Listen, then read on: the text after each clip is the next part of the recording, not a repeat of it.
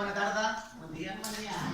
Llavors, als polinesis farem una exposició sobre la mobilitat de les farmacèutiques. Llavors, consisteix en... hem estat fent un estudi sobre les farmacèutiques a veure quin és el seu paper, no? Quan hi ha una malaltia. I llavors farem l'exposició en 4 parts. Hem escollit, jo faré la introducció, el Javi farà el paper que tenen els governs i les institucions sanitàries, la Laura farà quin és l'estudi que es fa d'un medicament fins que surt a la llum pública i després el Juanjo farà la conclusió. Llavors, comencem?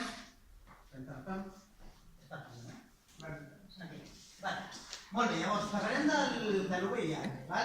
L'UVIH, dir-vos que és una malaltia que va començar el 1981. Llavors, clar, en tots aquests anys, com pot ser que encara més de 30, al voltant d'uns 38 milions de persones tinguin aquesta malaltia, no? Llavors, comentar-vos també que aquesta malaltia actualment és de la malaltia de la població jove, és un problema de salut pública amb un fort impacte, tant humà, social, econòmic i mediàtic. Llavors, arrel també de les persones amb VIH, també tenim una malaltia molt important, com és la tuberculosi, que provoca també al voltant d'uns 400.000 persones infectades.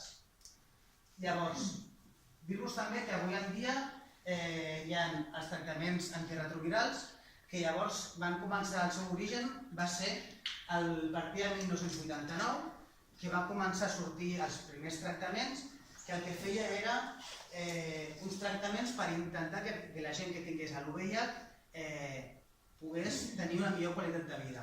Però llavors, arrel dels estudis de les farmacèutiques, es van donar compte que es van anar millorant i a partir de 1989 comencen a sortir els millors tractaments antiretrovirals, que és un conjunt de tres fàrmacs que aconsegueixen millorar una miqueta tot el tema de la condició de vida de les persones infectades amb VIH. Llavors, comentar-vos que aproximadament un 30% de les persones que tenen VIH no ho saben, que són portadores, i que la gran majoria de persones que tenen VIH, uns 25 milions de persones, dels 37 milions de persones que tenen la SIDA, viuen a l'Àfrica, o sigui, en països subdesenvolupats. Què més? I ara ja deixaria pas al Javi. Hola, bon dia. Tal com ha comentat el Jordi ha estat esmentant una sèrie de malalties, en concret ha parlat de l'UVIH i de la tuberculosi, però tots sabem que hi ha malalties que són ben antigues i que està afectant a tota la població del món. Això ho podríem dividir entre el món desenvolupat i el tercer món. Nosaltres que ens trobem aquí a Espanya, podríem parlar de que aquí tenim una sèrie de polítiques i de mesures de control de les malalties i de prevenció d'aquestes. El benestar social que tenim nosaltres aquí en el nostre país ens permet que quan nosaltres anem a una farmàcia hi ha un sistema de subvenció mitjançant les receptes en el qual l'Estat costeja una bona part d'aquest medicament. Dins d'aquests països desenvolupats ens trobem un altre model que seguia, per exemple, als Estats Units, on allà el preu del medicament es regula només per la llei de l'oferta i la demanda. Tots coneixem empreses com Pfizer, Bayer, Roche, que tenen la seva seu al primer món, a tota Europa o als Estats Units, i l'Estat no participa en el preu final d'aquest medicament. Allà només les persones que tenen prou recursos econòmics són els que podran poder pagar-se el tractament i els medicaments que han de tenir. Ens quedaria llavors el